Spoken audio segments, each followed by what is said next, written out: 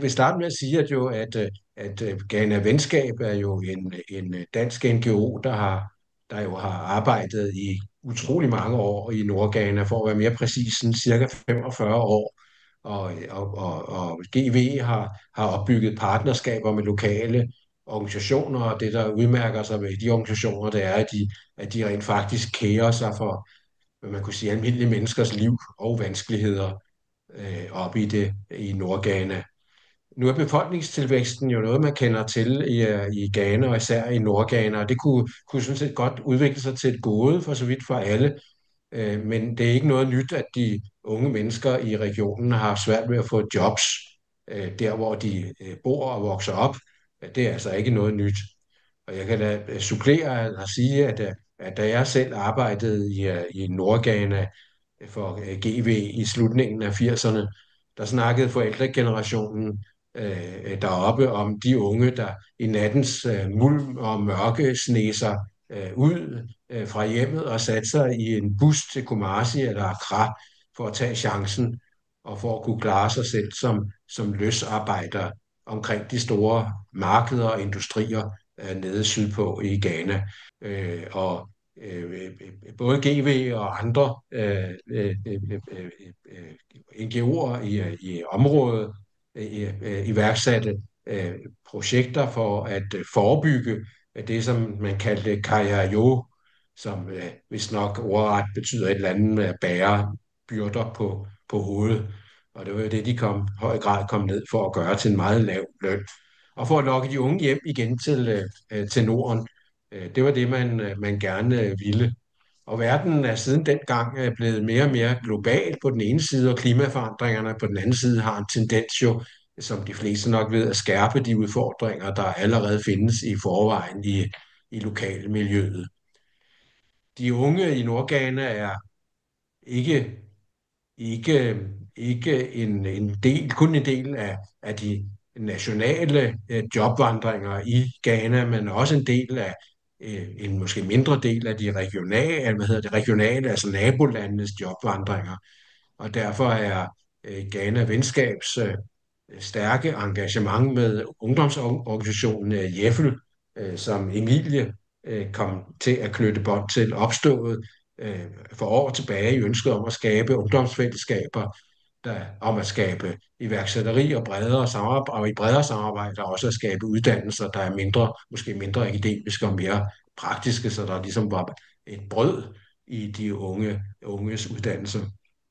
Så på aftenseminar, og der er vi så heldige, kan give os et kig ind i de unges hoveder, så vi lærer mere om, hvordan de unge takler et arbejdsmarked, der ikke tager imod dem med åbne arme. Så det er med stor fornøjelse, at jeg således kan byde velkommen til Emilie Ravn Hansen, som vil være vores kyndige guide på denne virtuelle rundrejse i Nordghana her i aften.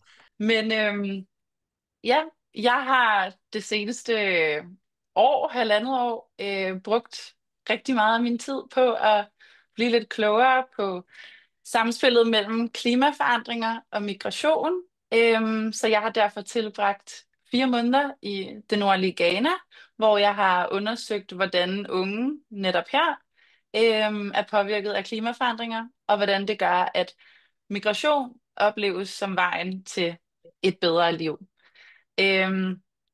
Så ja, jeg har indgået et samarbejde med Ghana Venskab og deres genesiske partnere, primært Youth Empowerment for Life, som de omtaler JEFFEL i daglig tale, men også Changing Lives for Innovative Partnerships, som kaldes CLIP, da de sammen kører et projekt, som hedder Go Adapt, som jeg var inde over.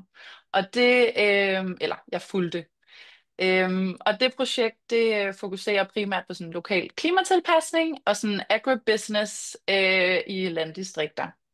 Men ja, det jeg sådan primært kommer til at ville snakke lidt om i dag, det handler så om, hvordan klimaforandringer påvirker migration blandt de unge, men også lidt om, hvad de unge selv mener, organisationerne kan gøre for at forbedre deres situation. Jeg har fundet en masse forskellige billeder frem, som forhåbentlig vil gøre det lidt mere spændende at lytte på mig. Det er ikke billeder, der alle sammen passer helt perfekt ind i det, jeg snakker om, og det er primært også fordi, at jeg har så vidt muligt undgået at tage billeder af folk sådan up close. Så der er en masse billeder af omgivelserne, men det håber jeg også kan give lidt en følelse af, hvad det er, jeg snakker om. Øhm, men først, inden jeg dykker ned i den ghanesiske kontekst, så vil jeg gerne lidt sådan starte med at sætte the stage.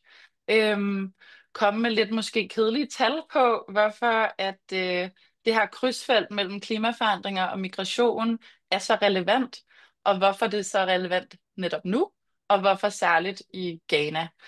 Øhm, Klimaforandringerne, det er jo ikke et fjernt problem, det er en realitet, som vi alle sammen kender til og må tilpasse os.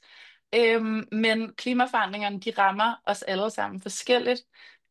For de unge i Nordghana, der handler det måske mere om liv og død, når regnen svigter og tørken ødelægger høsten. Øhm, hvor at i kontrast herhjemme, for at sætte det lidt på spidsen, så mærker vi måske mere klimaforandringerne i, at vi ikke længere har en hvid jul, eller at det er for varmt at tage til Grækenland på sommerferie. Øhm, men ja, frem mod 2050, der forudser man, at man på global plan vil have 216 millioner migranter i den snævre kategori, man kalder interne klimamigranter, som altså er folk, der migrerer på grund af klimaet, men forbliver inden for deres landegrænser, som følge af de her langsomt udviklende klimaforandringer. Og Ghana ligger i den del af verden, hvorfra man forventer det højeste antal af klimamigranter. Men man mener også, at hvis man handler nu, så er det muligt at reducere det her med op til 80%.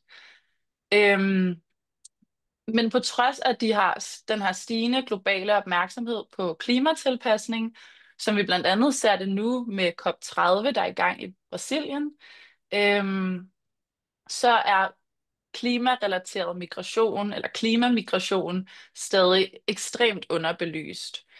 Øhm, og man regner også med, at inden vi når 2030, så har klimaforandringerne skubbet op til 130 millioner flere mennesker ud i fattigdom, og forværret fødevareusikkerhed og eksisterende sådan, sociale, økonomiske og andre miljømæssige udfordringer.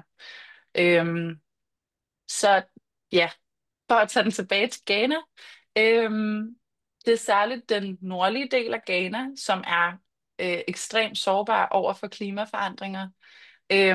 Her der lever størstedelen af befolkningen af at holde landbrug, og deres landbrug det vattes, hvis man kan sige det, udelukkende af regn.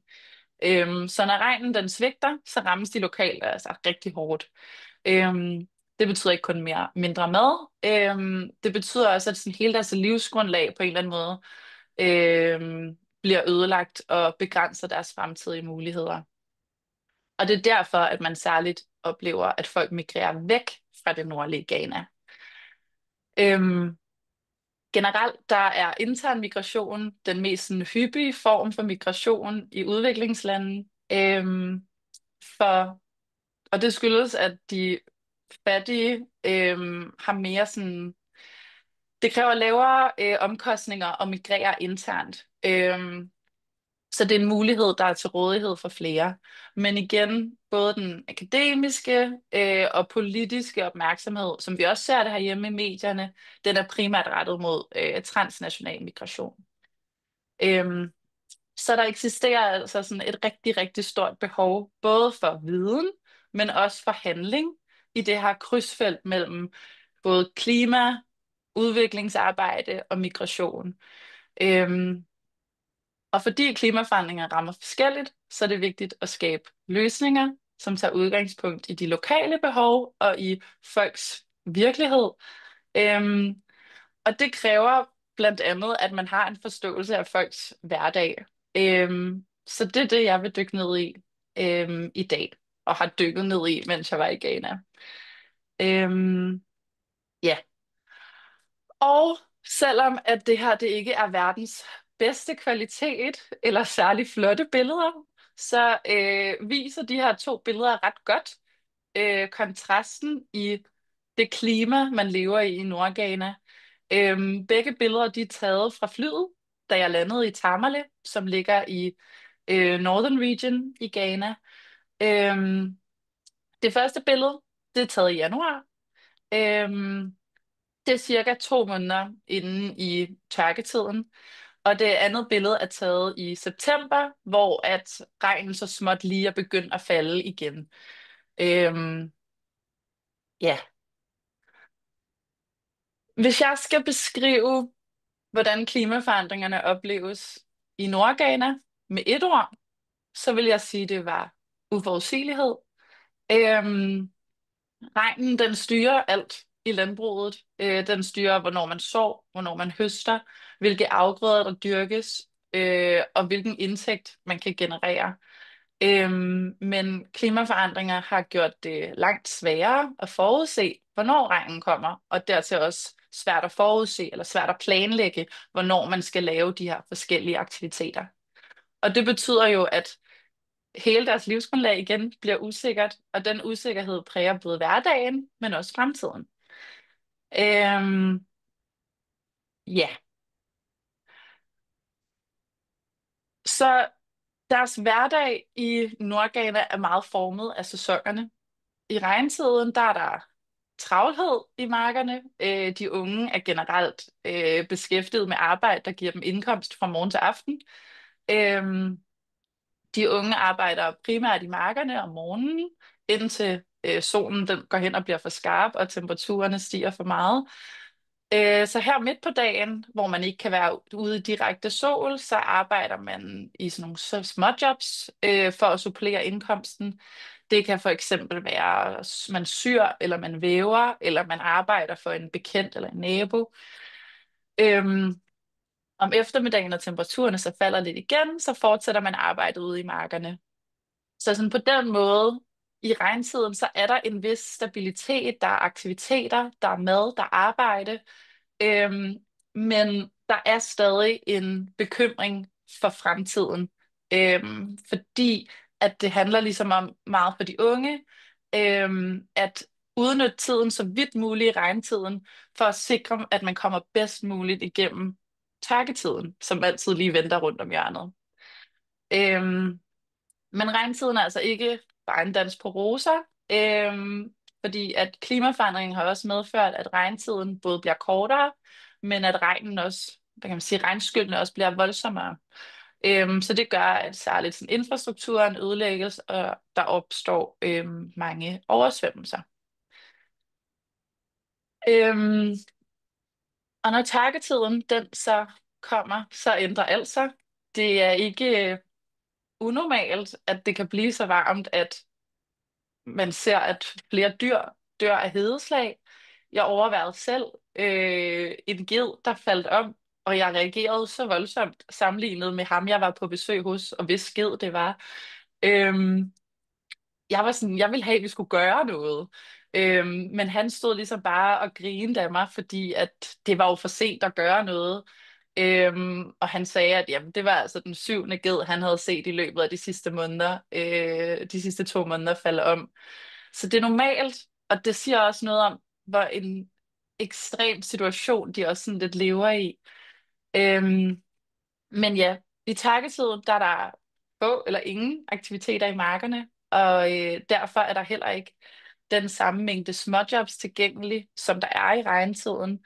Og selv hvis man har et håndværk, for eksempel som vævning eller syning, så er der sjældent en indtægt at hente her i tørketiden, fordi at alle ens kunder jo også har en indtægt, der er afhængig af landbruget. Så de få daglejerarbejder, som de unge kan finde, er der hård konkurrence om. Det kan for eksempel være at have sådan en lille sådan assistentjob, eller udføre noget af det hårde arbejde inden for konstruktion. Øhm, men ellers så primært i den her tørkeperiode, jamen så bliver tiden ikke brugt på andet end bare at sidde. Det var sådan et udtryk i sig selv, sådan just sitting, som de blev ved med at sådan referere til. Øhm, Så her i tørketiden, der er usikkerheden altså mere akut og kort sådan, vej. Den handler om man kan få mad på bordet i dag, kan vi få mad på bordet i morgen, og hvis ikke, hvordan skaffer vi det så? Øhm,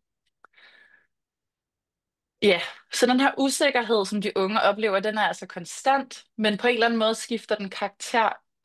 Fordi i regntiden er den som sagt langsigtet. Man bekymrer sig om, hvordan man kan udruste sig bedst muligt her og nu til at klare sig igennem regn, eller klare sig igennem den næste tørketid. Og i tørketiden, der er den mere kortsigtet, hvor det mere handler om overlevelse fra dag til dag. Og for mange unge, der betyder den her, hvad kan man sige, usikkerhed og uforudsigelighed, at migration lidt bliver anset som den eneste mulighed for at opnå en mere stabil fremtid. Øhm, og man kan sige, et dårligt år eller en dårlig sæson, den strækker sig jo videre ind i næste periode, og påvirker derfor ikke kun landbruget. Jeg var i Ghana i sidste år, i 2024, og der var Ghana ramt af tørke, og de forretninger, som gik i stå, og de ødelæggelser, de sådan unge oplevede på deres økonomi, er stadig noget, de mærker i dag. Ja, og så, det kan man ikke lige se, men det billede, der er her, det er et billede af en vævemaskine. Bare som ikke et eksempel på nogle af de her håndværk, som de unge benytter sig eller bruger meget tid på. Øhm, ja, og så kan man jo spørge, hvordan påvirker klimaforandringerne så de unge anderledes end andre generationer? For som sagt, vi rammes jo alle af klimaforandringerne, men det er særligt det er særligt uforudsigeligheden, som klimaforandringerne har medført, som der er ny og ikke har præget de ældre generationer i samme grad. Så de unge rammes derfor ekstra hårdt, fordi de endnu ikke har etableret sig, øhm, og bliver derfor mere sårbare, både her og nu, men også i deres fremtid. Øhm, og det skyldes blandt andet også nogle sådan, hvad kan man sige, den, hvordan den ghanesiske kultur ligesom er. Øhm, I Ghana, der er overgangen til voksenlivet tæt knyttet på det at kunne forsørge sig selv, det at blive gift og kunne stifte familie. Og det er jo nogle ting, som alle sammen kræver ressourcer og kapital, og som de unge bruger rigtig mange år på at opbygge.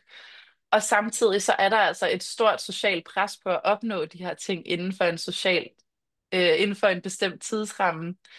Øhm, så det er ikke unormalt, eller sådan, ja, man skal nok helst, som jeg har fået det fortalt, så skal man helst være gift ikke meget senere end som 30-årig.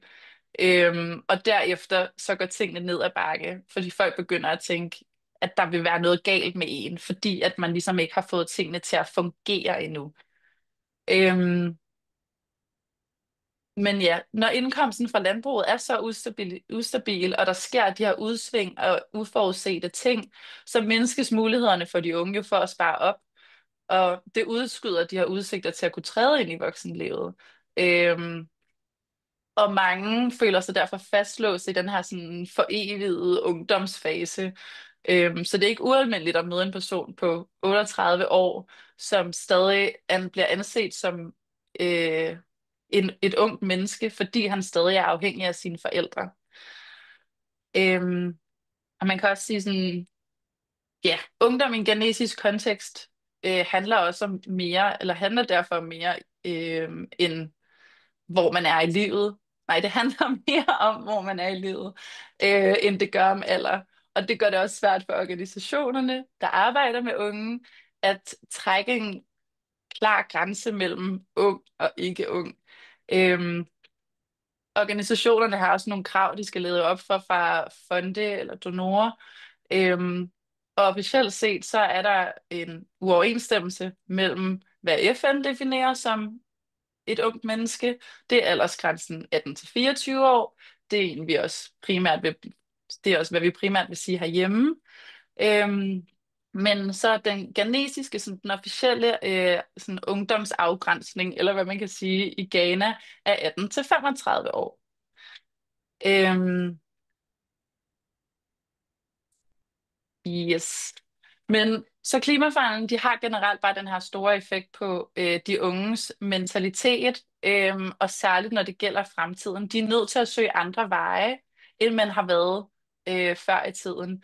Mange af de unge, de drømmer om at få en uddannelse, i håb om, at det kan skabe en mere stabil tilværelse for sig selv og deres familie.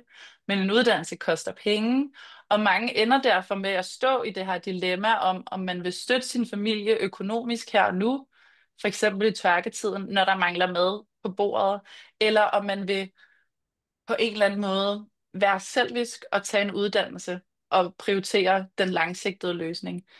Øhm, så klimaforandringerne skaber på den her måde en ny normal, der ikke stemmer overens med de kulturelle forventninger, der er. Øhm, og ja, det tror jeg var det, jeg nu vil sige om det.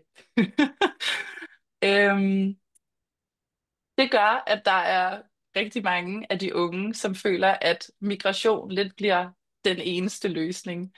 Øhm, og det er på en eller anden måde en strategi, ikke kun for at tjene penge, men migration er ligesom noget, der skaber håb og bliver på en eller anden måde et symbol på muligheder. Øhm, de unge taler meget om, at jamen, de drømmer om noget så basalt eller generelt, som bare at få et liv uden bekymringer. Men det er altså virkelig vanskeligt at opnå her i det nordlige Ghana, når man lever af landbrug. Øhm, så derfor er intern migration en rigtig populær løsning at forsøge at forbedre sine livsvilkår nu og her. Og det er ofte noget, som tages i brug i tørketiden, hvor der er mangel på mad og muligheder i distrikterne. Øhm, så for nogle er migrationen derfor primært sæsonpræget, og landbruget er stadig et centralt sådan, element, eller sådan, stadig centralt som deres levebrød. Øhm, da man så rejser hjem igen og hjælper familien på marken, når regnen kommer. Øhm, andre ser det ikke som holdbart at rejse frem og tilbage, eller også er man måske blevet udstødt af familien for at rejse og bliver derfor sydpå i flere år.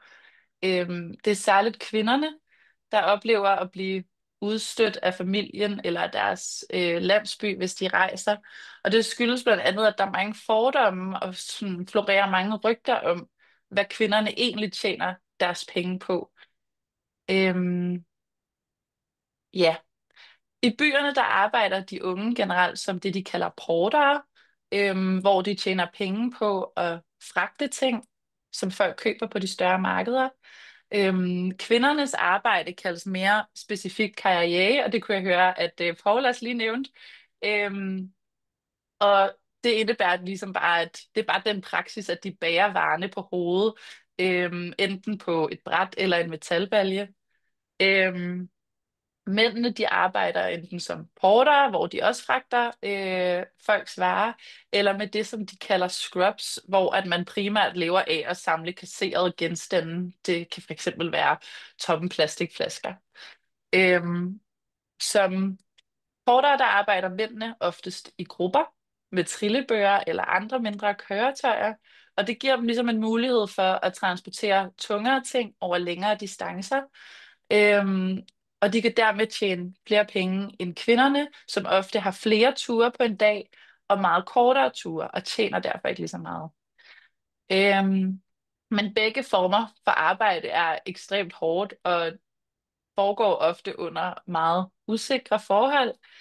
Øhm, når, ja, og selvom mange af de her unge, de bor i sådan, jeg ved ikke, om man kan kalde dem sådan migrantområder i byerne, hvor at de får et socialt netværk baseret på, hvor de oprindeligt er fra, geografisk, eller hvilken stamme de er en del af, så er der på markederne en virkelig stor konkurrence mellem migranterne, og det er meget sådan hver mand for dem selv. Øhm, og det giver desværre ikke nødvendigvis mange flere penge end den indtægt, de havde fået gennem landbruget. Men ved at have været migreret væk, så giver det de unge en følelse af handlekraft, og taler for mange af de unge ind i et større billede af at være noget eller være nogen. Ja. Og ja, de fleste de migrerer fra det nordlige Ghana ned til storbyerne sydpå, særligt Accra og Kumasi. Men hvad der er særligt interessant, synes jeg, er, at i takt med, at Tamale i den nordlige region er blevet en større by, så er migration hertil også steget, særligt de sidste par år. Øhm, og det er særligt folk der kommer yderligere nordfra. Det kan være fra Upper West, Upper East regionerne eller fra nabolandene. Men det er også unge, der bor i landdistrikterne uden om Tamale, som rejser til Tamale for at lave det her portering. Øhm, så i Tamale er det normalt at støde på, hvad kan man sige, ja, portere, der arbejder som, eller sådan, der pendler frem og tilbage. Og folk, der bor i gaderne eller i de her uofficielle migranthuse og områder. Øhm, men det siger egentlig bare noget om, hvor vanskeligt et arbejde det er nede sydpå, og hvor meget konkurrence der er. Men det siger også rigtig meget om, at der er flere og flere, der er nødt til at finde alternative måder at få en indtægt på og være mindre afhængig af landbruget. Øhm, ja, og så er der også mange af de unge, som generelt bare drømmer om et andet sted. Og det her andet sted behøves ikke nødvendigvis at være et bestemt land. Det skal bare være et andet sted end Ghana. Transnational migration er generelt mindre udbredt end intern migration, som jeg sagde tidligere. Men det anses som en mere langsigtet måde for potentielt at kunne sikre sig selv og sin familie bedre fremtidsmuligheder. Det er lidt sådan en higher risk, higher reward, hvor udbyttet ved intern migration sjældent er nok til at kunne ændre permanent på ens livssituation. Øhm, men ja, de unge er jo bevidste om, at der er en rigtig stor risiko ved at migrere. Og det gælder både intern og transnational migration. Jeg talte med nogle unge, som meget meget beskrivende fortalte om folk, de kendte, som er døde på ruten til det respektive land, de skulle rejse til. Men parolen var alligevel stadig lidt, at sådan, jamen, hvis jeg får muligheden, jamen, så tager jeg afsted i morgen. Fordi den her minimale tilstedeværelse af en potentiel mulighed skaber et håb om, at man kan skabe en bedre fremtid for sig selv og sin familie, som man ikke kan, hvis man bliver. Øhm, og selv hvis man mislykker, så har man i det mindste prøvet. Øhm, de unge, deres sådan, tanker om forskellige destinationer er særligt påvirket af, hvilke sådan, vandrehistorier de hører, eller hvor de kender nogen, som kender nogen, der er rejst til og fået succes. Øhm, men derudover er det også virkelig præget af sociale medier. Øhm, det er særligt ja, det er særligt sådan, de videoer, de ser på sociale medier, som får dem til at drømme om et eller andet særligt sted. Der er en af de unge, jeg har tilbragt rigtig meget tid med, som for eksempel viser mig en TikTok-video med teksten Go to Dubai, you'll be rich. Øhm, og i den video, der så man så en afrikansk ung mand med en masse penge. Så Dubai blev ligesom for ham her, den unge, et symbol på, hvor han ville til, mere end det var Dubai, han ville til, hvis det giver mening. Øhm, men den her video, ligesom så mange andre, var meget tydeligt AI-genereret. Men man kan sige, ligesom vi selv har rigtig svært ved at skelne AI og virkelighed, øhm, så er det jo også så er det nok noget, vi er mere opmærksomme på. Hvor at mange af de unge, jeg har snakket med, når jeg nævnte for dem om sådan, men spurgte ind til, at men det er jo ikke en rigtig video, øhm, så var det slet ikke noget, de var klar over eller opmærksomme på. Der er også andre videoer, som for eksempel den, jeg har taget et billede af her, og som gik mere praktisk til værks. Havde lidt mere fokus på fif til, hvordan man kunne få skaffet et visa til forskellige lande, eller forskellige måder at komme der til på, eller hvilke forskellige jobmuligheder der var i forskellige lande. Øhm, ja, og det, at der var så mange, der migrerede væk fra det nordlige Ghana, både i byerne og i landsbyerne, øhm, det var noget, man også tydeligt kunne se i bybilledet.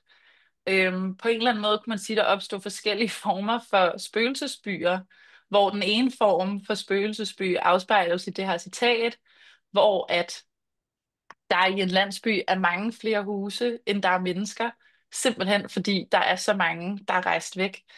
Øhm, men det er de færreste, der migrerer væk, som gør det for at blive væk. Altså ingen af dem, jeg talte med, rejste væk med ideen om, at de ikke ville vende hjem. Hovedformålet forbliver stadig det her ønske om at forsørge sin familie og nu og her få skabt bedst mulige betingelser for sin fremtidige familie. Øhm, så en anden form for spøgelsesby, som man så mange steder, var de her områder med sådan halvfærdige huse, eller bare sådan bunker af mursten, som man kan se på et billede her. Øhm, og det er jo blandt andet fordi, at mange af de her unge, som i deres arbejde som porters i store byer, er nødt til sådan, der tjener de op til at kunne bygge deres fremtidige hus og køber løbende materialer, som de enten selv rejser tilbage og begynder at bygge med, eller får andre til at gøre det for en. Og det er simpelthen noget, de er nødt til for at sikre sig, at de her penge ikke bliver brugt på noget andet. Øhm, ja, for dem, der har været i Ghana, eller måske bare måske rejst til det globale syd, der er en helt særlig sådan, både gæstfrihed, men også noget, du kan ikke sige nej, hvis der er nogen, der kommer til dig og spørger om hjælp. Så på den måde var man ligesom nødt til at sikre sine penge i forskellige sådan, materialiteter. Men de fleste af de her huse er mange år undervejs, og mange af husene bliver aldrig færdige. Øhm, ja, så man kan sige, migrationen reducerer ikke nødvendigvis den her usikkerhed, som man mærker på grund af klimaforandringer, og den skaber nødvendigvis heller ikke bedre levevilkår, men den giver det her håb, og jeg tror, det er sådan, det er det, der også bare er meget blevet beskrevet som sådan drivkraften, man havde brug for et eller andet at holde fast i. Så migration er ikke kun den her økonomiske nødvendighed eller en flugt, men en meningsfuld praksis, hvor igennem de unge forsøger at generere sådan handlekraft. Øhm, ja, okay. Nu skal jeg nok snart lade være med at snakke så meget mere. Øhm, men ja, hvad mener de unge sig selv, at organisationer som for eksempel Ghana Venskab kan gøre? Øhm, jamen, de unge fremhæver løbende rigtig mange ønsker og idéer i min tid sammen med dem, som jeg har omformuleret til nogle konkrete anbefalinger i en længere rapport, som både Ghana Venskab og de ghanesiske organisationer, jeg har samarbejdet med, har fået. Øhm, men her tror jeg, kommer jeg lidt mere bare til at sådan komme med de overordnede pointer. Øhm, De unge, de mener, at organisationerne sådan først og fremmest skal fungere som nogle støttere frem for udbydere. Og med det, der mener jeg, at de unge ønsker løsninger, hvor de får færdigheder og viden til selv at kunne takle problemerne fremadrettet. Altså de vil have indsigt i sådan de bagvedliggende strukturer og mekanismer, og ikke kun få sådan overleveret det konkrete eller de korrekte svar. Og man kan sige, det er jo noget, vi alle sammen kan sætte os ind i, for der er jo ikke nogen, der ønsker at leve i en afhængighed af andre. Øhm, Derudover så i tale satte de unge meget, at programmerne ikke nødvendigvis bør være så isoleret opdelt i sådan tematikker. For eksempel der er migration og klimaforandringer elementer, der fylder altså alle dele af de unges hverdag. Og det bør ligesom også tænkes ind i alle former for programmer. Øhm, og man kan for eksempel kan man tilpasse projekter de her sæsonmæssige bekymringer og usikkerheder, som optager de unge. For eksempel ved at inkludere et kortsigtet perspektiv i de langsigtede projekter, som allerede kører. Og med det mener jeg sådan, altså i de her langsigtede klimatilpasningsprojekter, som tager den tid, det tager, fordi det tager den tid for afgrøderne at vokse, men så kan man tilføje nogle elementer, som hurtigt kan generere en eller anden form for indkomst eller sikkerhed blandt de unge, og på den måde føler de sig ikke lige så nødsaget til at migrere væk, og på den måde ryger sådan ud af projektet. Øhm, for det er vigtigt at understrege, at sådan, de unge de ønsker ikke at migrere. Det er noget, de ser som den sidste udvej. Så særligt sådan nogle projekter, som løber ind i tørketiden, hvor de unge kæmper for at få et job og en indkomst, men så kan man integrere nogle forskellige muligheder, som kan give den her løbende indkomst, så migrationen ikke prioriteres. Eller også så kan man bygge de her projekter op øh, efter en form for sådan en struktur eller form, hvor aktiviteterne ikke udelukker, hvad kan man kalde sådan spirende potentielle migranter fra at deltage. Øhm, noget, der også blev italesat rigtig meget, det er den her vidensdeling og information om, hvad migration også indebærer. Øhm, de unge er rigtig gode til at dele information med hinanden, men det er primært praktisk information og succeshistorier, og ikke så meget alle de historier om, hvor det går galt, eller hvor man fortæller om, hvad der er hårdt. Øhm, fordi at der ligesom er en frygt for at tabe ansigt. Der ligger så stor pres på dem, der migrerer, fordi der er så mange succeshistorier. Men antallet af succeshistorier stemmer slet ikke overens med, hvor mange der, eller hvor få der rent faktisk lykkes. Øhm, så det er også noget, som de unge efterspurgte, at der på en eller anden måde blev taget hånd om den måde, man også snakker om det på. Øhm, så der ikke opstår den her stigmatisering ved en mislykket migration. Øhm, ja. Øhm, og man kan sige, at de har øhm, anbefalinger. Nu var det lige en hurtig sådan generel indflyvning, men de er jo selvfølgelig relevante for andre civilsamfundsorganisationer også. Det er ikke kun Ghana Venskab eller Jeffel Ghana, og det er heller ikke kun, hvad hedder det, det er heller ikke kun organisationer, som arbejder i Ghana. Øhm, man kan sige særligt som følge af alle de her globale besparelser, som vi for eksempel har set det i USA med USAID, øhm, så er indsigterne og anbefalingerne øhm, endnu mere relevante, da verdens projekter nu skal skabe endnu større effekter, men for endnu færre penge. Øhm, ja, og så tror jeg også, det er vigtigt for mig lige at understrege, at organisationerne altså hverken kan eller skal stoppe migration, men de kan skabe muligheder, der gør, at det bliver til mere til et individuelt valg end en nødvendighed eller sådan en last resort. Øhm, ja, det tror jeg primært var det, jeg havde, og jeg kan se, jeg glemte. Nej, jo, sådan der. Yes. Ja, det var det, jeg havde. Jeg håber, det hele gav mening. Det ved jeg ikke, om det gjorde. Men som jeg forstod det, så er der vist tid til lidt spørgsmål også. Emilie, jeg tænker, da du nævnte nogle af de her ting med din afrapportering i Ghana, inden du forlod stedet, du nævnte, at du lavede en debriefing. Var den kun skriftlig måske, eller hvad? Fordi jeg tænker, det kunne da være sjovt at høre, om der ligesom var, om der åbnede sig nogle øjnene blev spærret op, og der blev sagt, okay, sådan noget kunne vi måske i virkeligheden godt sætte i værk. Mm. Den har desværre kun været skriftlig, den debrief, jeg har haft med dem. både med Ghana Venskab og med Jeffel Ghana, som jeg primært har snakket med. Øhm, men jeg har oplevet sådan generelt sådan, hvad kan man sige, entusiasme omkring de ting, jeg er kommet med, og at de her folk har følt det rigtig brugbare, og det også er noget, der ikke ligger helt ved siden af, hvad de allerede gør.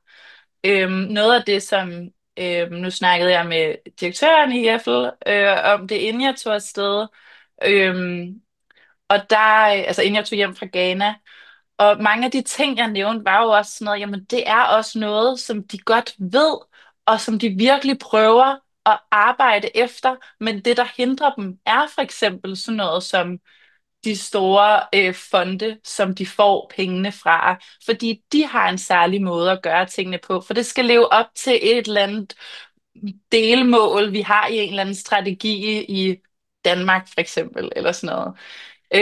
Så særligt det her med, at man skal se nogle øh, tydelige effekter, der skal være målbare, er noget, der for eksempel også hindrer de her projekter, så man ved, at dem, der rent faktisk batter mest.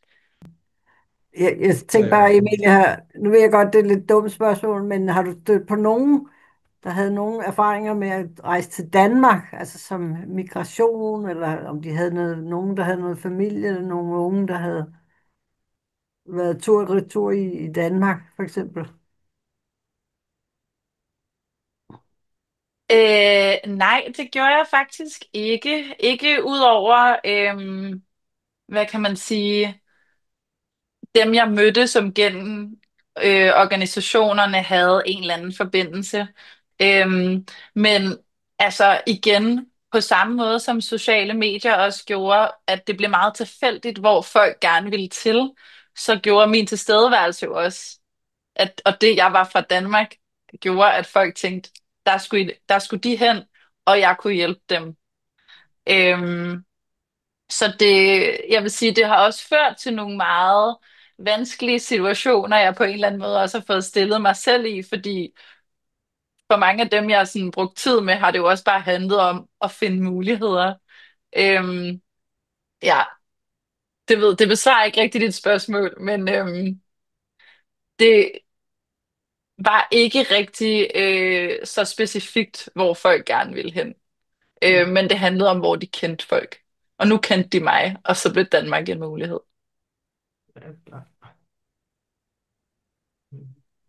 Men i tilknytning, Emilie, til det spørgsmål, stødte du ind i, eller fik kendskab til, om der, om så må sige, figurerer nogle, hvad skal man sige, jobagenter, der på en eller anden formidlede både den interne og eksterne migration, eller var det meget mere individuelt baseret og sådan uorganiseret, hvad der foregik?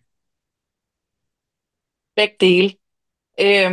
Ej, der er helt klart også en business i at være de her middlemen og connecte folk, som kan føre dem videre. Og man kan jo sige, et hul i min forskning har været, at jeg kun har snakket med folk, der har ønsket at migrere eller er vendt hjem. Så der har ligesom ikke været så meget information omkring, hvordan de rent faktisk får igangsat de her altså ønsket om migration. Men at mere igen, så kender de en, som har sat dem i kontakt med nogen, som måske kan skaffe dem et job. Men så kræver det, at de kan lægge så mange penge, for at de så kan komme til et andet land. Og jeg sad jo og var virkelig nysgerrig på, sådan, at det her reelt, at det er et altså oprigtigt tilbud, bliver de fløjet der til med visa og pas og det hele, og et job, når de kommer frem, som er det, de beskriver, eller er det nogle af de her, hvad kan man sige, og jeg fangede lige mig selv på den anden skærm, det var lige sådan, det forvirrede lige mig selv helt vildt, undskyld. Eller om det er nogle af de her hvad hedder det, folk, der lever af at snyde folk, som jo primært er de historier, man hører herhjemme. Og det er noget, jeg generelt stadig er virkelig nysgerrig omkring. Men jeg tænker, at det nok er a little bit of both, og måske ja, større chance for, at det ikke ville have et lige så godt udfald, som de havde fået at vide. Der var jo nogle af de her jobs, som de beskrev, som de kunne få tilbudt, hvis de kunne smide de her. Nu kan jeg ikke huske, jeg tror, der var en, der sagde 20.000 CDs, og det svarer, hvis jeg husker rigtigt, til cirka 8, 9, 10.000 danske kroner. At det kunne ligesom være hele pakken til både at få et pas og visa og flybillet. Og det er jo altså mange penge i min verden, men det er jo ustyrligt mange penge i deres verden. Øhm, Nu mistede jeg lige tråden. Nå jo, men det som den sådan package deal ville føre til, var at have et job, som han beskrev meget, som jeg vil kalde et voldsbud, og levere mad til folk i Saudi-Arabien. Øhm, og man kan sige, hvad jeg ved af, nu er jeg stadig i dialog med ham, han er stadig hjemme i sit landsby, så hvorvidt det var det, han skulle gøre, hvis han fik hostet op med de penge, det ved jeg ikke. Men ja, meget spændende.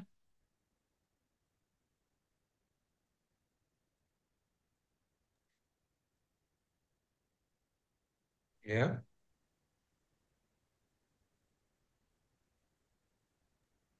ja, bordet er åbent. Jeg har Jeg kan se, jeg har at ikke nogen Pia, hånd. Eller jeg kan ikke række hånden i vejret, men kan jeg godt kan du bryde ikke ind? række hånden i vejret? Jamen, så Jeg har synes ikke jeg, den du funktion. kommer, Jeg har så ikke kommer du funktion. til, og så Pia bagefter. Ja, men det er rigtig spændende, Emilie. Og du har ændret mit billede af, altså før, jeg har snakket med dig tidligere i forbindelse med Gerne Håndslag, og det der billede, jeg havde af migration primært var til udlandet, det har du ændret fuldstændig. Også at det er så ekstremt internt. Du fortæller om, at folk fra hele omegnen til Tamla nu, faktisk er nogle af dem pendler, og nogle rejser ind og bor. Er det på samme måde som i de store byer? Klumper de sig så sammen landsbyvis, eller bor man hos familie, eller hvordan gør man?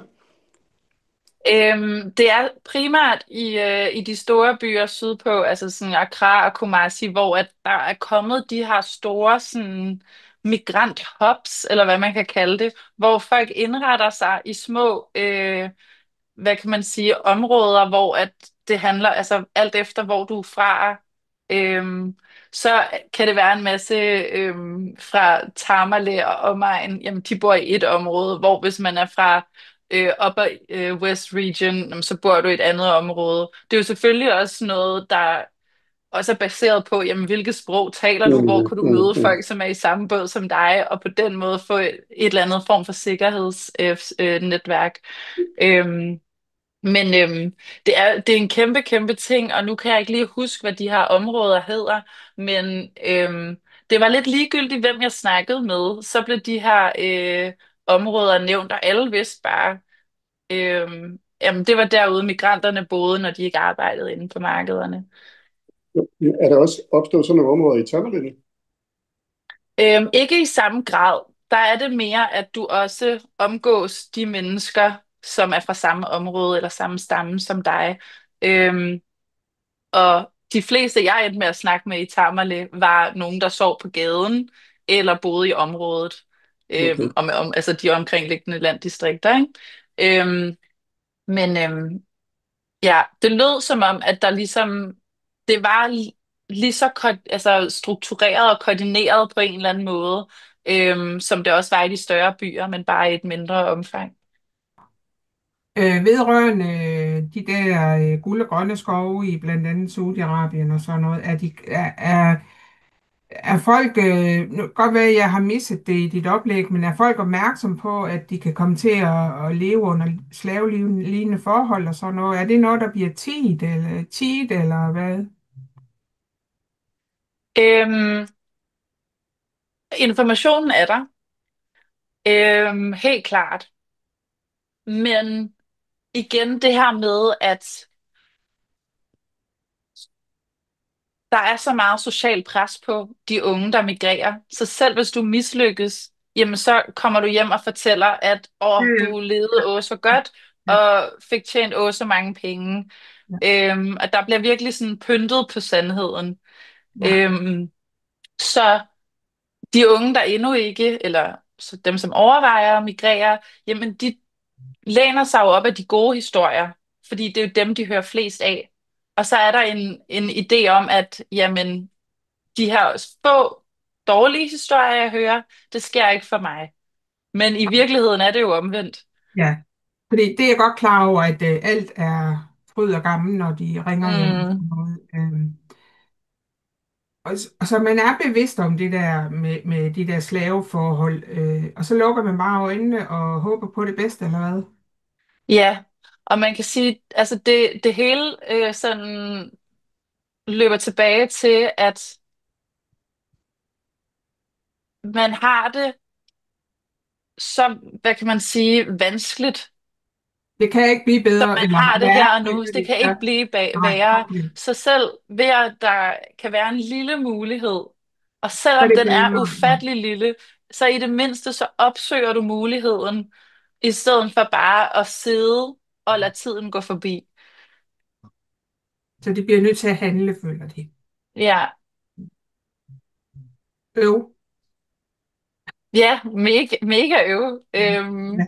Men på en eller anden måde kan man jo også godt, altså Jeg det kan er jo, godt det er jo forstå på en eller dem. anden måde Ja, nemt at sætte sig ind i, at jo, man jo, har jo, brug jo. for mening. Man kan ikke bare sidde. Nej, og det tager jeg hatten af for. Ja, tak. Ja.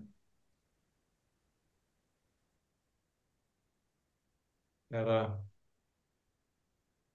mere? Vi har tiden til lidt mere. Emilie har lovet at være hos os et kvarters tid nu.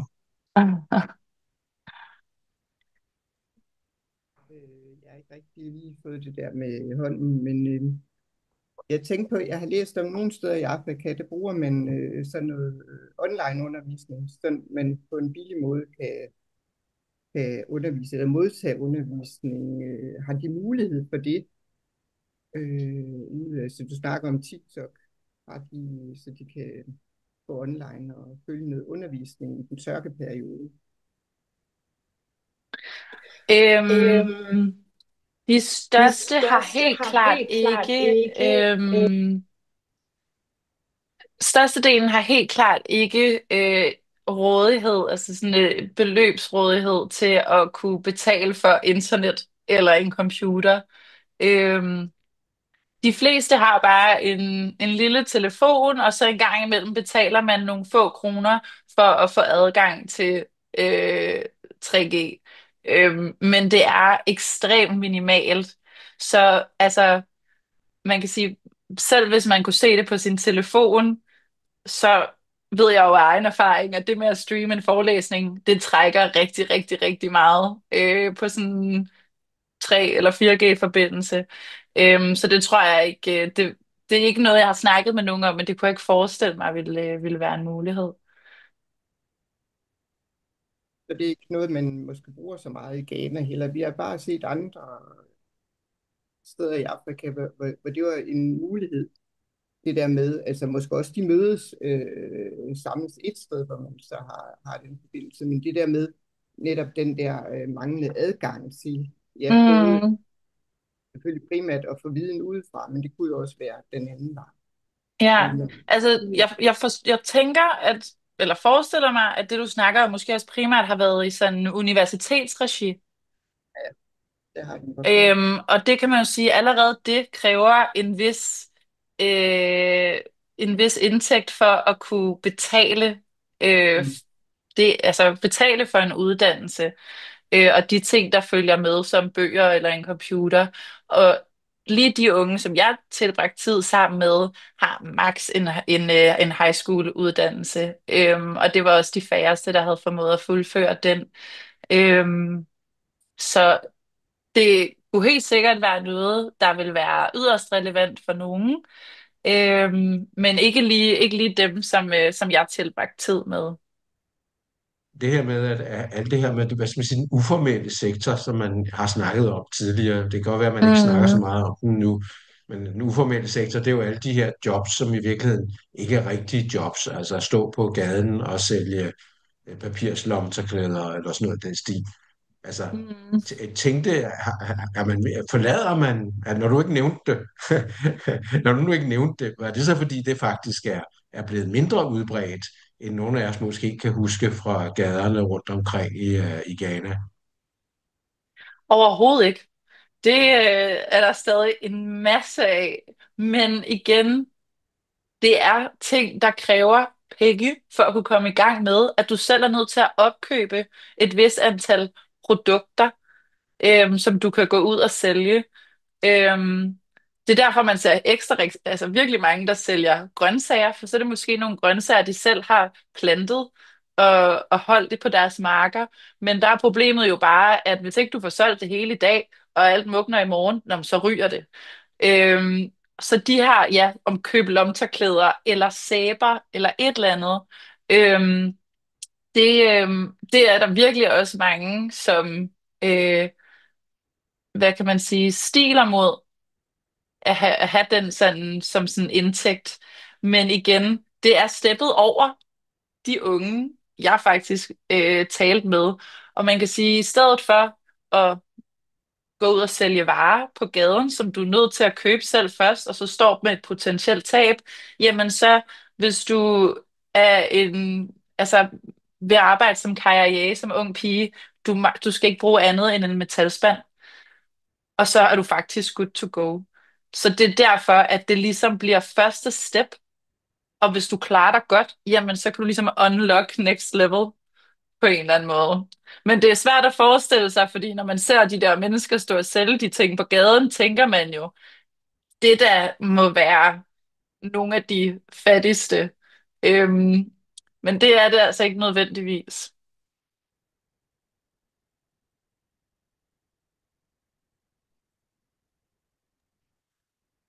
Jeg kunne godt tænke mig at spørge, øh, nu, når man nu ser ned i Accra og Kumasi, alle de unge, der kommer derned for at skal hjælpe med at transportere varer. Øh, hvis nu de ikke kom, havde Accra og Kumasi så ikke et problem med at få deres varer transporteret rundt? Eller, altså ligesom vi har Mm, hjemme med rengøring. Vi siger, de skal ikke komme her, men hvis de ikke kom, så blev det jo ikke gjort rent på hoteller. altså, det er jo, hvad kan man sige, det er jo uofficiel sektor, det her job med at bære folks ting. Og det er jo primært på markederne. Det er ikke, det er sjældent, det er at fragte det hele vejen hjem til folk, for eksempel. Så på den måde, altså, jeg kunne ikke forestille mig, at det ville være et problem. Det er jo mere en luksus for dem, der er ude og handle. Og så måske også gerne den der med følelsen af, at man har det lidt bedre, fordi man kan betale sig fra de her ting, end at skulle gå og bære på tingene selv. Men Ghana er jo også bare migrations-hotspot fra de omkringliggende lande. Så selv hvis ikke der var det her interne migration, så er der jo stadig rigtig, rigtig mange fra nabolandene, som kommer dertil. Og man kan sige, det er jo også derfor, at der ligesom er flere, der måske også tager til Tamale. Det er også fordi, der er mange om budet i de store byer. Og måske også, det bliver mere og mere etableret, og på en eller anden måde en anerkendt sektor. Det ved jeg i hvert fald, at der er organisationer, der arbejder for, at særligt de her kvinder på en eller anden måde får en eller anden status, hvor at de kan få øh, adgang til nogle velfærdsgoder eller lignende. Har man et problem i situationstegn med migranter, der kommer fra landene nord for og ned i Nordghana? Det er ikke noget, jeg rigtig har beskæftiget mig særlig meget med. Jeg Nej. bevæger mig måske ud lidt på et sidespor. Altså, jeg ved ikke rigtig noget om sådan generelt de migranter, som kommer fra nabolandene eller nordfra. Dem jeg mødte, lavede primært det samme som de ghanesere, jeg mødte, der var migreret med at lave det her portering, eller scrubs, eller tigge på gaden.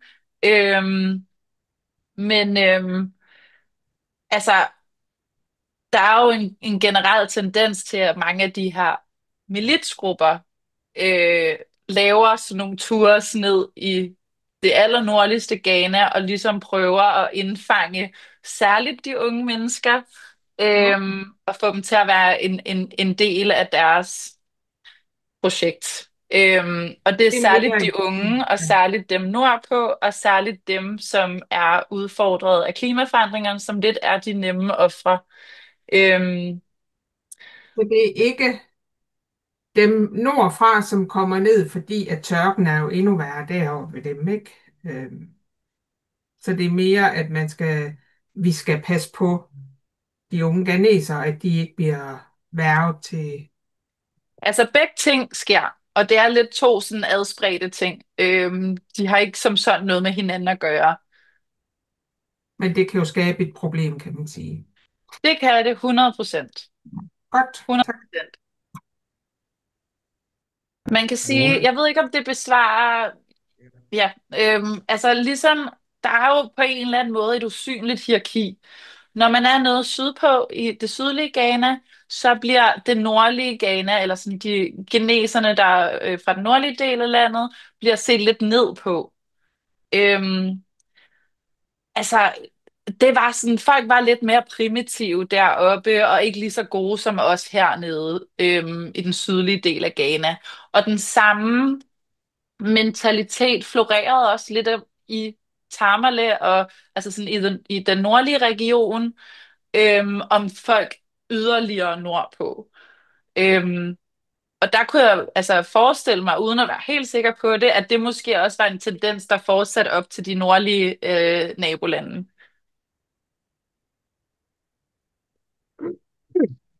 Man kan jo ikke lade være med at tænke på med så mange unge, stærke folk, der gerne vil tjene, have nogle penge mellem hænderne.